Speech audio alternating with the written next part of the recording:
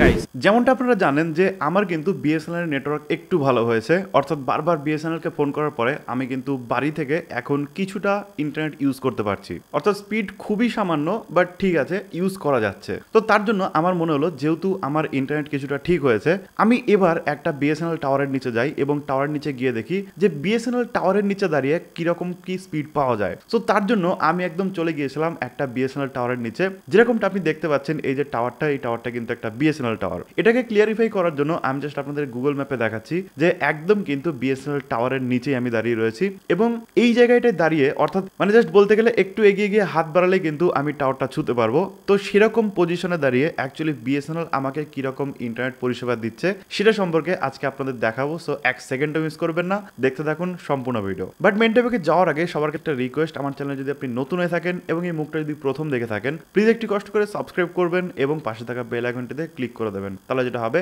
আমি যখন কোনো নতুন ভিডিও আপলোড করব সবার আগে দেখতে পারবেন এবং কোনো ভিডিও আপনার মিস হবে না। গাইস, যেমনটা দেখতে পাচ্ছেন আমি কিন্তু একটা বিএসএনএল টাওয়ারের নিচে দাঁড়িয়ে রয়েছি অ্যান্ড এইবার আমি যেটা করবো সেটা হচ্ছে আমার যে speedtest.net সেটা একবার চালিয়ে দেবো। অর্থাৎ পৃথিবীর number 1 internet speed test checking এর যে ওয়েবসাইট, সেখান থেকে কিন্তু আমি পরীক্ষা করে দেখবো যে অ্যাকচুয়ালি বিএসএনএল টাওয়ারের নিচে দাঁড়িয়ে বিএসএনএল কিরকম সার্ভিস দিচ্ছে। ওকে, যেমনটা দেখতে পাচ্ছেন এখানে কিন্তু বিএসএনএল এর যে speedtest.net সেটা কিন্তু আমি চালিয়ে দিয়েছিলাম অ্যান্ড এরপরে কিন্তু যেটা দেখতে পাচ্ছেন বিএসএনএল কিন্তু লেখা রয়েছে এবং তার পাশে ঈশান নেটসল প্রাইভেট লিমিটেড, এদের কাছ থেকে কিন্তু বিএসএনএল এখন তাদের যে ইন্টারনেট পরিষেবা সেটা কিন্তু নিয়েছে। অ্যান্ড জাস্ট আমি দেখি, তখন ওখানে দাঁড়িয়ে দাঁড়িয়ে আমি এখানে স্পিড টেস্টটা করছিলাম। জাস্ট একবার দেখি যে কত স্পিড উঠেছিল, আমার সঠিক খেয়াল নেই, মোটামুটি 3 এমবিপিএস মতো উঠেছিল। সো যদি আমরা খেয়াল করি, ওকে 2.5 এমবিপিএস উঠেছে, 3 এমবিপিএসও ওঠেনি মনে হয়। হ্যাঁ, ওকে, সো মোটামুটি 2.5 এমবিপিএস পর্যন্ত কিন্তু ম্যাক্সিমাম পাওয়া গেছে একটা বিএসএনএল টাওয়ারের নিচে দাঁড়িয়ে। অ্যান্ড এ বেলাতেও কিন্তু আপলোড স্পিড আমি একদম জিরো পেয়েছি। অর্থাৎ এর আগে একটা স্পিড টেস্ট করেছিলাম আমার বাড়ি থেকে,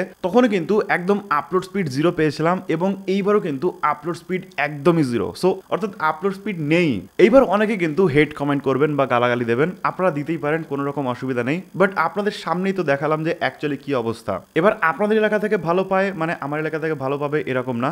আমার এইখান থেকে বা একটা বিএসএনএল, শুধু এলাকায় কেন, একটা বিএসএনএল টাওয়ারের নিচে দাঁড়িয়ে কিরকম পরিষেবা দিচ্ছে সেটা কিন্তু আপনি দেখতেই পারলেন। এবার আপনার এলাকায় হয়তো বা 20 এমবিপিএস, 100 এমবিপিএস বা যেরকম খুশি দিতে পারে, ঠিক না? সো আমার পর্যবেক্ষণে যেটুকু স্পিড এসছে সেটা কিন্তু আপনাদের বলেছি। এবার আপনার এলাকায় কতটা স্পিড দিচ্ছে সেটা কিন্তু আপনি আমাকে কমেন্টে জানাতে পারেন, আপনার এলাকার নাম লিখে এবং তার পাশে কত স্পিড দিচ্ছে সেটা লিখে। তাহলে কিন্তু আমার সাথে সাথে যারা কমেন্ট করতে আসবে বা যারা কমেন্ট সেকশন পড়তে আসবে তারাও জানতে পারবে কোন এলাকায় বিএসএনএল টাওয়ার কেমন, এবং তারা যদি সেই এলাকা থেকে হয়ে থাকে তাহলে তারা সেই বিষয়ে জানতে পারবে এবং বিএসএনএল তারা নেবে কি নেবে না সেটার কিন্তু সিদ্ধান্ত নিতে পারবে। তার কারণ একটা সিমে নেট চালানোর জন্য কিন্তু শুধুমাত্র ডাউনলোড স্পিডই যে দরকার তা কিন্তু না, একটা আপলোড স্পিডও দরকার।